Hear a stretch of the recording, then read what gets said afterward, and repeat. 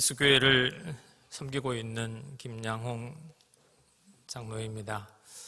오늘 저에게 주어진 시간이 30분입니다. 혹시 조금 초과하더라도 널리 양해해 주시기 바랍니다.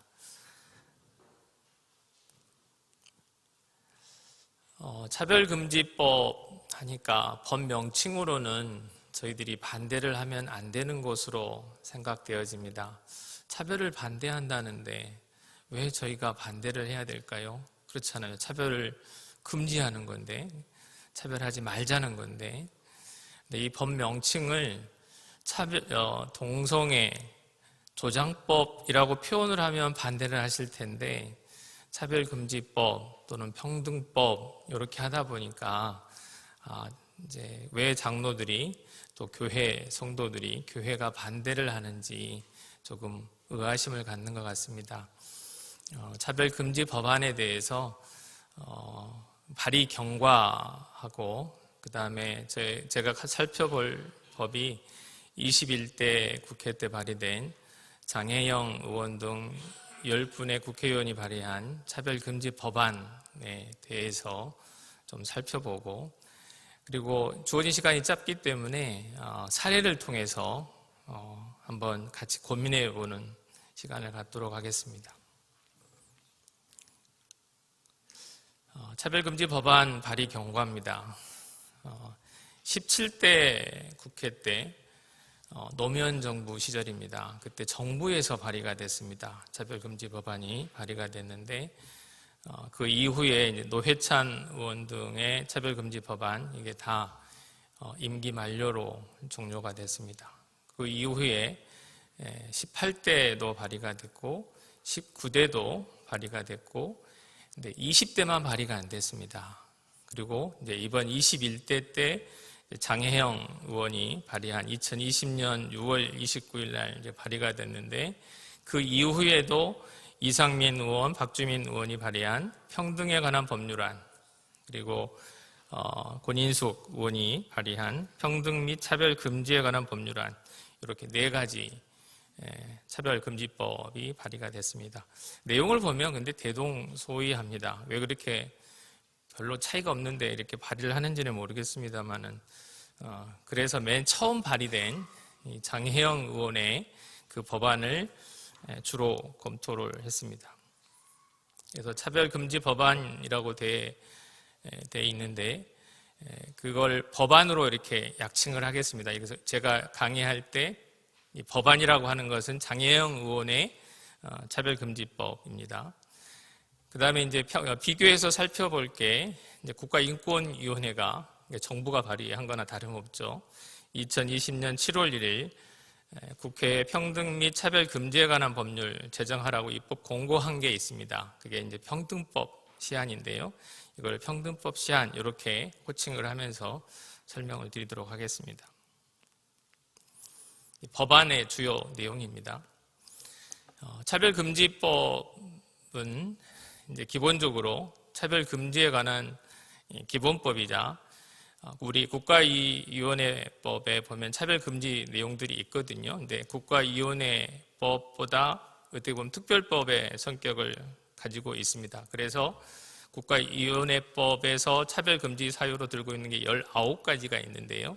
이 장혜영 의원의 이 법안에는 거기에 4가지가 더 추가됐습니다. 그래서 성별 정체성, 언어, 국적, 고용 형태 이 4가지는 차별하지 말라 이렇게 되어 있는 겁니다. 이 법안하고 평등법 시안하고 국가인권위원회법 모두 들어있는 게 성적 지향입니다. 성적 지향이라고 하면 우리 흔히 말한 동성애, 양성애, 동성애라고 해서 차별하지 말라는 겁니다. 이 조항이 지금 현재 국가인권위원회법도 있습니다. 그 다음에 이제 법안에서 이제 들고 있는 게 성별 정체성인데요. 트랜스젠더라고 들어보셨을 겁니다. 나는 남자인데 여자라고 생각하는 겁니다. 이런 성별 정체성을 가진 자를 차별하지 말라는 게 이 법안의 내용입니다. 이 법안의 차별금지 사유하고 아까 비교하기로 한 평등법 시안의 차별금지 사유는 대동소이한데 아까 말씀드린 바와 같이 법안에는 언어, 국적, 성적 취향, 성별 정체성 이게 추가되어 있는 겁니다. 법안에서 이제 이게 중요한 부분인데요. 성별의 의미를 개념을 딱 정해 놓습니다. 이렇게 법에 보면은 어느 법률이나 개념 정의를 하거든요. 근데 법안에서 성별의 의미를 어떻게 정의를 했냐면 여성, 남성, 그 외에 분류할 수 없는 성 이렇게 개념 정의를 해놨습니다. 그다음에 국가인권위원회에서 제시한 평등법 시안에도 마찬가지로 성별의 의미를 어떻게 했냐면 여성, 남성, 그 외에 분류하기 어려운 성을 말한다. 이렇게 돼 있습니다. 이게 무슨 말이냐면 이 법안하고 평등법 시안에는 남성, 여성 외에 제3의 성을 아예 인정하고 있는 겁니다. 우리 헌법에는 우리 이 혼인에 있어서 여성과 남성 외에 제3의 성을 인정하지 않고 있습니다. 헌법 36조 1항에 어떻게 되어 있냐면 혼인과 가족 생활은 개인의 존엄과 양성의 평등을 기초로 성립되고 유지되어야 하며 국가는 이를 보장한다. 이렇게 되어 있거든요. 양성, 남성과 여성 이렇게 헌법에는 아예 남성과 여성만 돼 있지 제3의 성을 인정하지 않고 있습니다. 그런데 이 차별금지법에는 또 평등법 시안에는 제3의 성을 인정하고 있다는 게 제가 보기엔 가장 큰 문제인 것 같습니다. 그 다음에 합리적인 이유 없이 이제 아까 말한 동성애자든 트랜스젠더 등 그런 것들을 이유로 고용, 재화, 용역 등의 공급이나 이용, 또 교육기관의 교육, 직업훈련, 기타 등등 분리, 구별, 제한, 배제, 거부하거나 불리하게 대우한 행위를 차별로 금지하고 있습니다. 이제 앞에 있는 합리적인 이유가 있어서 조금은 이제 속된 표현으로 유도리가 좀 있는데요. 사망은 합리적인 이유란 단어가 아예 없습니다. 그래서 직접 차별뿐만 아니라 간접 차별, 성별 등을 이유로 특정 개인 및 집단에 대하여 신체적, 정신적 고통을 주는 행위 및 차별의 표시, 조장, 광고 행위를 차별로 아예 금지하고 있습니다. 합리적인 이유, 종교의 자유 같은 합리적인 이유가 있을 때는 허용된다가 아니라 이 조항에는 합리적인 이유라는 단어가 없기 때문에 내가 정신적으로 고통을 받았다라고 하면 이게 차별로 되는 겁니다.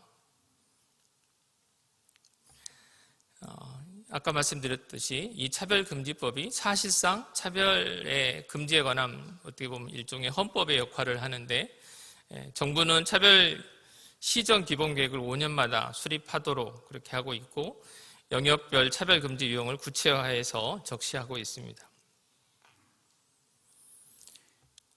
그리고 이제 차별 행위를 받았다고 하는 피해자는 이제 국가인권위원회에 진정을 제기할 수가 있습니다. 그러면 국가인권위원회에서 그거를 조사를 해가지고 시정 공고를 할 수 있거든요. 시정 공고를 했는데 말을 안 들어요. 그러면 시정명령 불이행에 대해서 이행강제금을 부과할 수 있도록 되어 있습니다. 3천만 원 이하의 이행강제금을 부과할 수 있는데 그거는 될 때까지 계속 부과할 수 있습니다. 이행강제금이 어떻게 보면 형벌은 아니라고 그러지만 사실상 형벌의 효과가 있는 거죠. 그렇죠? 그리고 국가인권위원회는 사안이 중대하다고 판단하는 경우 아예 피해자의 소송을 아예 지원하도록 정부가 지원하도록 그렇게 하고 있습니다. 법원이 이제 피해자 청구에 따라서 차별의 중지 등 어떤 적극적인 조치를 취할 수 있고요. 또 손해배상 등의 판결을 할 수 있도록 되어 있습니다. 그 다음에 차별 행위가 악의적이거나 또 고의성이 있거나 반복성이 있거나 이런 경우에 이제 징벌적 손해배상을 하도록 되어 있는데요. 그래서 통상적인 손해 외에 별도의 징벌적 배상을 이제 규정하고 있습니다. 네, 우리나라의 어떤 징벌적 손해배상 제도가 도입되어 있는 개별 법률에서는 최대가 3배 이내에서 배상하도록 되어 있는데 이 법률은 2배 이상, 5배 이하 이렇게 되어 있고요. 또 배상금의 하한은 아예 500만 원으로 이렇게 정해놨습니다. 이 500만 원이 또 무슨 의미가 있냐면요, 정신적 고통에 대한 이 손해배상, 그걸 위자료라고 하는데 이 금액이 인정받기가 되게 어렵습니다. 근데 이 차별금지법에는 내가 차별을 당했다고 하면 하한이 500으로 딱 정해져 있는 겁니다. 너무 쉽게 인정되게끔 되어 있습니다. 그 다음에 이게 또 중요한 또 핵심적인 부분 중에 하나인데요, 우리나라 모든 소송은 주장한 자가 입증을 해야 됩니다. 그래서 입증 책임이라고 그러는데요, 이 입증 책임이 누구한테 있느냐에 따라서 정말 이 소송의 승패가 좌우됩니다. 이제 의료소송을 이제 해보면요, 의료소송이라는 게 의사의 과오로 인해서 환자가 어떤 나쁜 결과를 얻었을 때 이제 손해배상을 구하는 소송이잖아요. 우리나라 소송은요, 환자가 의사의 잘못을 입증을 해야 됩니다. 얼마나 어렵겠습니까? 그렇잖아요. 의사가 피해자면 모를까? 의사도 아닌 피해자가 어떻게 의사의 과실을 입증합니까? 거의 불가능에 가깝습니다. 근데 이거는 차별을 받았다고 하면 나머지 입증은 네가 해야 하라는 거예요. 상대방 보고 입증하라는 거예요. 차별이 없었다? 차별의 합리적인 이유가 있다? 이걸 다 입증하라는 거예요.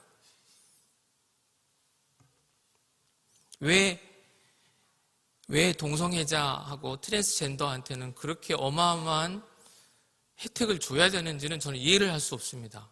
우리가 그들을 보호하고 그들을 이해하려고 하고 그들을 사랑하는 것까지는 좋은데 그들을 특별하게 더 보호해야 할 이유는 없다고 생각합니다. 같은 것은 같게 다른 것은 다르게 해야죠. 왜 동성애라고 그래서 더 특별하게 보호를 해줘야 됩니까? 그건 합리적인 이유가 아니라고 생각합니다. 케이스로 들어가 보겠습니다. 목사님이 이제 동성애 반대 설교를 할 경우에 법안이 제정되면 교회에서 목사가 동성애에 대한 부정적인 견해를 표현하는 설교를 하거나 또 거리에서 동성애를 반대하는 광고 전단지를 나눠주는 등의 방법으로 전도하는 경우 처벌될까요? 당장 우리가 현실적으로 생각해 볼 수 있는 당면 문제입니다. 여기에 대해서 이제 국가인권위원회하고 장혜영 의원이 이제 발언한 내용들이 있습니다.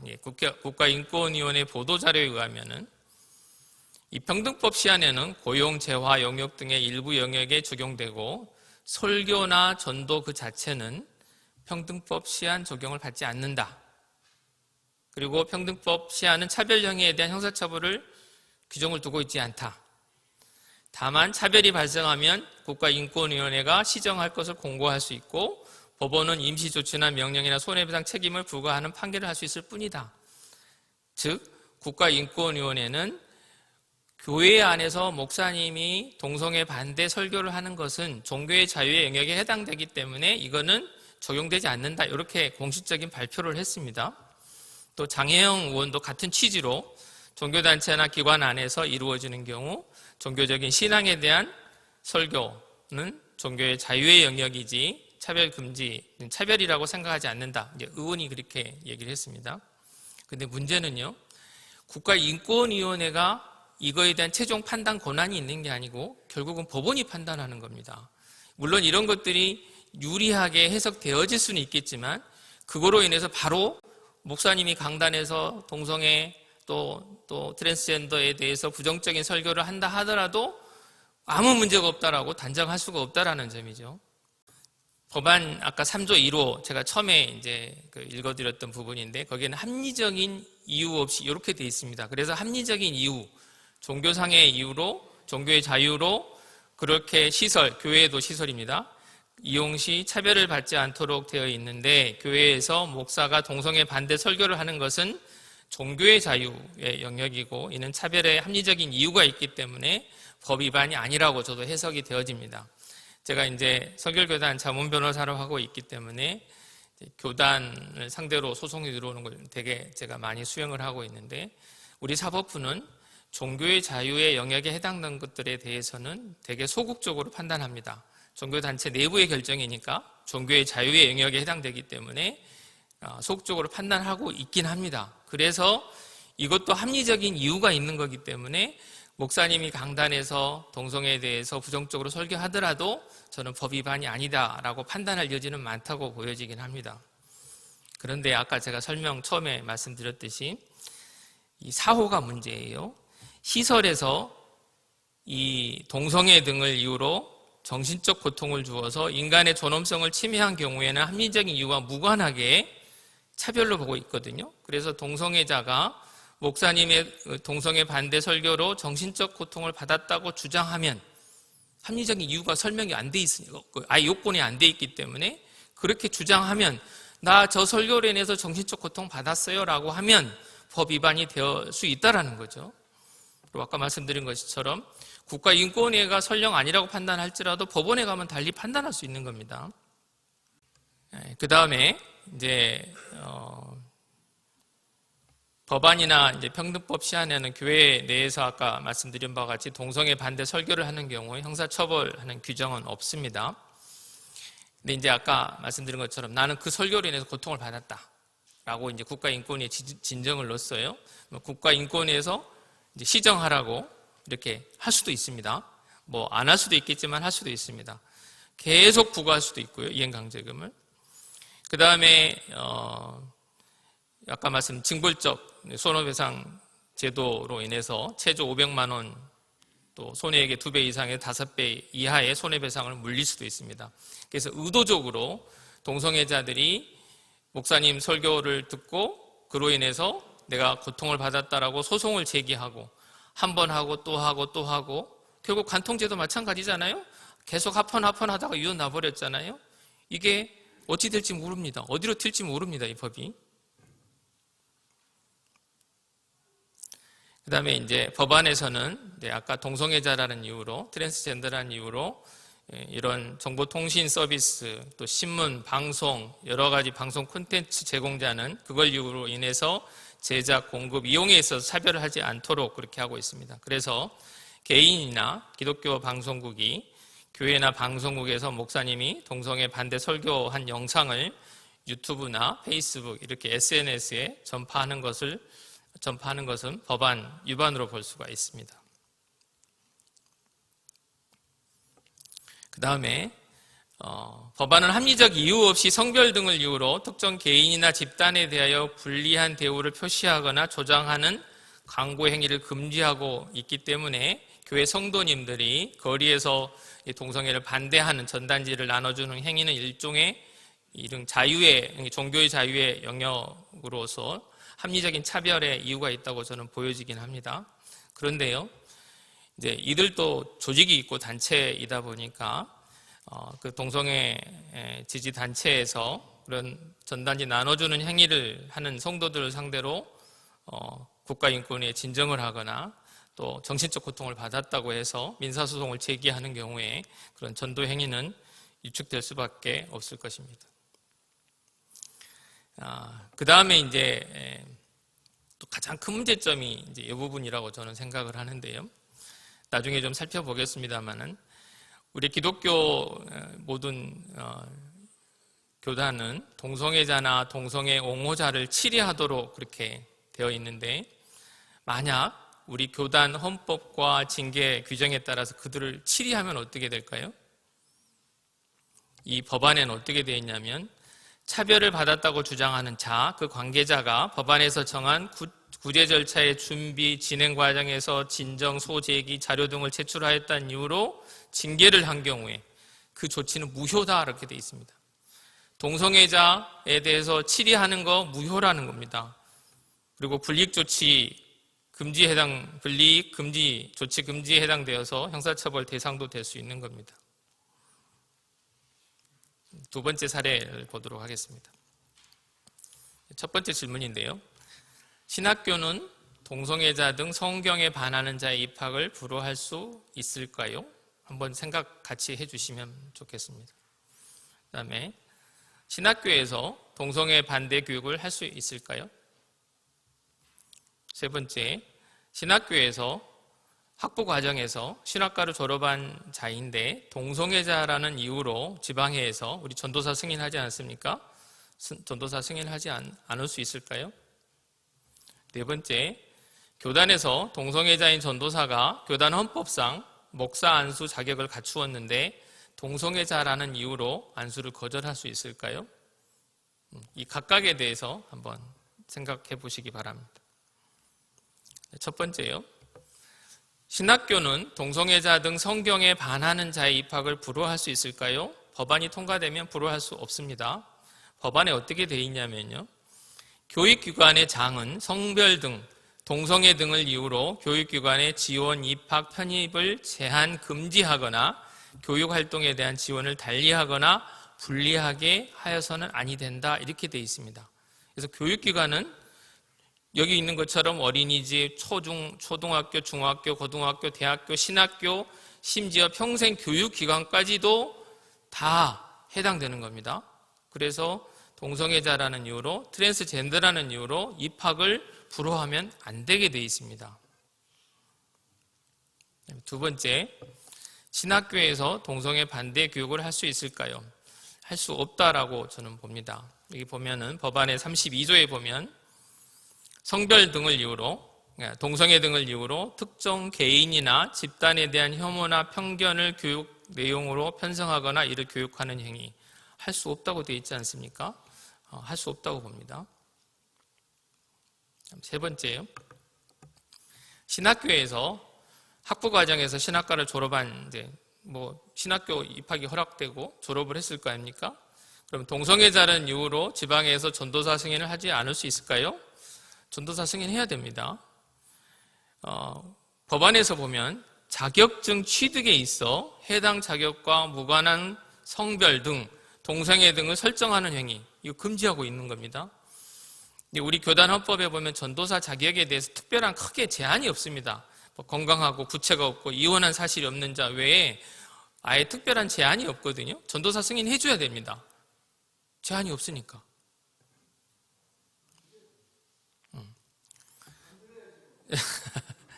그것도 무효라고 이제 선언될 수도 있습니다. 그 다음에 네 번째, 교단에서 동성애자인 전도사가 교단 헌법상 목사 안수의 자격을 갖추었는데 동성애자라는 이유로 안수를 거절할 수 있을까? 이것도 원칙적으로 할 수 없다고 봅니다. 분명히 뭐가 문제가 될 겁니다. 이제 안수를 거절하면 거기에 대해서 이제 다툴 텐데, 종교의 자유 영역하고 이제 어떤 평등권, 이게 충돌하는 부분이긴 합니다만은, 우리 성결교단 헌법에도 사실 목사 안수에 대해 특별한 제한이 없습니다. 그렇기 때문에 동성애자라는 이유만으로는 이 목사 안수를 거절할 수 없다고 저는 봅니다.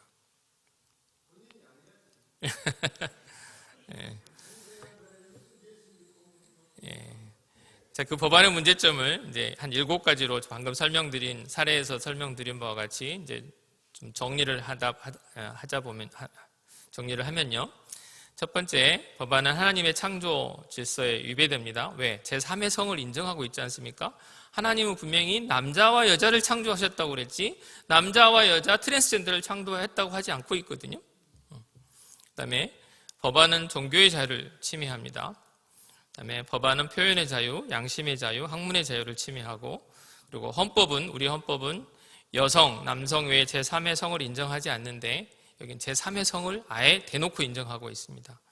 그다음에 법안은 여성의 인권을 침해합니다. 그리고 국방의 의무화도 충돌합니다. 그리고 피해자를 과도하게 보호하고 있습니다. 각각에 대해서 약간 더 좀 살펴보겠습니다.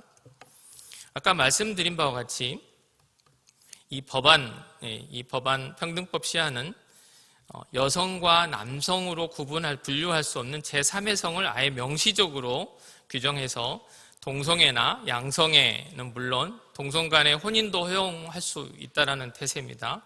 이거는 우리 헌법에도 우리 민법에도 허용하지 않는 우리 모든 실정법과 삶의 근간을 흔드는 것이라고 생각합니다. 그리고 아까 말씀드린 바와 같이 이 차별금지법은 이 차별금지에 관한 어떻게 보면 일종의 헌법 역할을 하는 겁니다. 모든 것을 다 규율하고 있거든요. 그래서 동성 간의 혼인을 허용한다는 것은 단순히 동성애자들의 인권을 보호한다는 의미를 넘어서 남자와 여자로 창조한 우리 하나님의 창조 질서에 위배되는 것이고, 또 동성 간의 결합을 통한 가족 형성은 성경의 가르침에 반하는 것이기 때문에 기독교인이라면 받아들일 수 없는 법안이라고 생각을 합니다. 가장 문제입니다. 그다음에 두 번째, 종교의 자유를 침해합니다. 우리 교단은 우리 하나님의 말씀, 성경을 믿는 신앙 공동체 아닙니까? 그런데 교리와 충돌하는 가치관을 갖고 있는 자에 대해서는 신학교에서는 입학을 불허하고 또 교회 직원이나 또 교수, 교직원이 될 수 없도록 하고 있는데, 이 동성애를 엄히 금하고 있는 성경에 따라서 이렇게 동성애를 옹호하는 직원이나 지도자를 징계하는 건 당연한 겁니다. 교단의 정체성을 유지하기 위해서 당연한 건데, 근데 이거를 허용을 해야 된다? 동성애자를 옹호하거나 동성애자임을 밝힌 자를 교단이 목사 안수를 거절하거나 채용을 거절하거나 그럴 경우에는 법안 위반이 될 가능성이 높고, 특히 동성애를 옹호하는 자를 징계할 경우 법안 위반으로 무효가 되고 심지어 형사처벌까지도 될 수도 있습니다. 이거는 종교의 자유를 근본적으로 침해하는 거라고 생각합니다. 그 다음에 이제 또 하나의 문제점이 하나 있는데요. 이 법안에 보면 시설물 접근 이용의 차별 금지 조항에 있는데, 시설물의 소유 관리자는 성별 등 동성애 등을 이유로 종교상의 이유로 해당 시설물의 접근, 이용, 임대, 매매에 있어서 차별해서는 아니 된다, 이렇게 되어 있습니다. 그게 무슨 말이냐면 동성애뿐만 아니라 종교상의 이유로 이단 신천지 성도가 나는 신천지 성도인데 종교상의 이유가 있지 않습니까? 신천지 성도인데 나는 이 예배당을 이용하고 싶다 라고 하면 이용하는데 차별하지 말라고 되어 있잖아요. 극단적인 예로 제가 들긴 했습니다만은, 그렇기 때문에 신천지 성도가 이용하는 것조차도 여기서는 차별이라고 보는 부분이 있어서 좀 문제가 심각하다고 생각합니다. 성별 등이라고 표현되어 있으니까. 그 다음에 우리 대한민국은 종교의 자유뿐만 아니라 표현의 자유도 있고 양심의 자유도 있고 학문의 자유도 있고 그런 게 보장된 자유민주주의 국가입니다. 그런데 동성애나 또 성전환, 트랜스젠더에 대해서 찬성, 의견을 자유롭게 개진할 수 있다고 생각합니다. 그들의 권리입니다. 그렇지만 반대나 또 성경에 금하고 있다라는 의견도 자유롭게 표현할 수 있어야 된다고 생각합니다. 그런데 우리 이 법안에는 동성애 반대, 표현행위 자체를 차별로 보고 있습니다. 금지하고 있습니다. 하지 말라고 하고 있습니다. 이거는 명백하게 법의 남용이고 헌법이 보장하고 있는 표현의 자유를 침해하는 것이라고 생각합니다. 그다음에 아까 말씀드린 바와 같이 헌법은 여성과 남성 외에 제3의 성을 인정하지 않고 있습니다. 우리 대한민국의 헌법은 헌법에 위반되는 법률은 무효입니다. 그렇지 않습니까? 위헌이라고 판결하지 않습니까? 성별, 국어사전에 보면 어떻게 되어 있냐면 남녀의 구별 이렇게 되어 있습니다. 우리 헌법은 분명히 남녀만 이렇게 규정하고 있습니다. 그리고 헌법재판소도 헌법은 혼인에 있어서 여성과 남성 외에 제3의 성을 인정하지 않고 있습니다. 헌법재판소 결정문에도 그렇게 되어 있는데요. 그냥 넘어가겠습니다. 그 다음에 이제 법안은 여성의 인권을 침해합니다. 우리 헌법은 여성과 모성을 특별히 보호하는 규정들이 있습니다. 여기 보시는 바와 같이 32조, 34조, 36조 이렇게 우리 헌법은 남녀의 어떤 생리적인 차이에 따른 차별을 합리적 이유가 있는 거로 해서 차별을 아예 허용을 하고 있습니다. 그런데 헌법이 인정하고 있지 않는 여성이 아닌 제3의 성에게도 여성과 동일한 보호를 해주는 것은 실질적으로 여성의 인권을 침해하는 결과가 초래합니다. 극단적인 예를 들어보겠습니다. 이 법안에 의하면 합리적인 이유 없이 시설 이용의 차별을 금지하고 있는데 제3의 성을 가진 자가, 남자가 나는 여성이에요 라고 하면서 여자 목욕탕을 이용하려고 할 때 그걸 그러니까 사용하지 못하게 할 수 있다는 거죠. 이러면 얼른 귀에 쏙 들어오실 텐데 그렇잖아요. 그래서 기본적으로 여성의 인권을 또 침해하는 부분도 있습니다. 그다음에 법안은 국방의 의무하고도 충돌합니다. 여기 다 군대 갔다 오셨을 텐데 우리 헌법은 국방의 의무를 진다라고 명시하고 있고 병역법에 보면은 대한민국 국민인 남성은 대한민국 헌법과 이 법에서 정하는 바에 따라 병역 의무를 성실히 수행하여야 한다. 여성은 지원에 의하여 현역 및 예비역으로 복무할 수 있다. 이렇게 돼 있거든요. 대한민국 남성은 이제 병역 의무를 이행을 해야 되는데 남자가 병역 의무 징집 영장을 보냈어요. 근데 그 받은 자가 나는 남자가 아니라 여자예요 하면 어떡하냐 이거예요. 그렇잖아요. 그들을 차별하지 말라고 돼 있으니까. 그래서 제3의 성을 가진 자에게 국방의 의무를 부과하지 못하는, 또 그들이 거부한 경우에 합리적인 거부가 될 수 있기 때문에 이런 국방의 의무하고도 충돌합니다. 그다음에 아까 말씀드린 바와 같이 이 법안은 피해자를 너무나 과도하게 보호합니다. 입증 책임이 왜 동성애자나 양성애자나 트랜스젠더에게만 우리 대한민국 누구한테도 부여하지 않는 입증 책임을 아예 전환을 시켜버리냐고요. 왜 그들한테만 그렇게 엄청난 혜택을 유일하게 그렇게 혜택을 줘야 하는 건가요? 이건 합리적인 차별이 아니라고 생각합니다. 오히려 그래서 이 법안은 동성애 조장법이라고 표현하는 이유가 이런 세세하게 들어가 보면 이런 문제점들이 있는 겁니다. 네. 마치도록 하겠는데요. 우리 차별금지 법안과 평등법 시한, 그리고 지금 계속 제출되고 있는 이 차별금지법들의 내용들이 명칭만 차별금지법, 평등법이지 사실상 동성애 조장법 또는 트랜스젠더 조장법이라고 저는 봅니다. 그래서 하나님의 창조 질서에 어긋나고 또 헌법에도 위배되는 이런 차별금지 법안과 평등법 시한은 반드시 막아야 된다고 생각합니다. 우리 인생의 목적은 행복해지는 것도 아니고 즐거움을 얻는 것도 아니고 고통을 피하는 것도 아닙니다. 어떠한 상황에서도 하나님의 뜻을 행하는 것이라고 생각합니다. 우리 하나님의 뜻에 반하는 이 차별금지 법안이 통과되지 않도록 우리 장로님들이 힘을 모아주셨으면 합니다. 이상 마치겠습니다.